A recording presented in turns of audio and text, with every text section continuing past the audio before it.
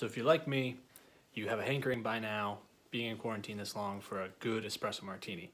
And if you're also like me and you don't have those ingredients, I'm going to share with you Party Pat's world famous gas station bodega corner store espresso martini recipe. Step 1, go to your local bodega, corner store, or gas station. Put on the appropriate clothing.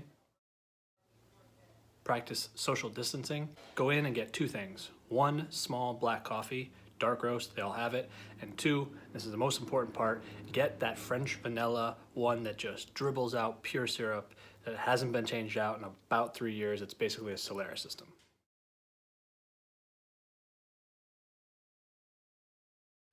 Then at home, you want to put into a shaker tin 2 ounces of the French vanilla syrup coffee thing, 1 ounce of the black dark coffee, and 3 ounces of Grey Goose vodka. You shake all that up, and you're ready to go. If you're one of those fancy city guys and you got one of those frothers, throw a little milk on top, espresso martini, gas station style, let's go. Cheers, don't touch me.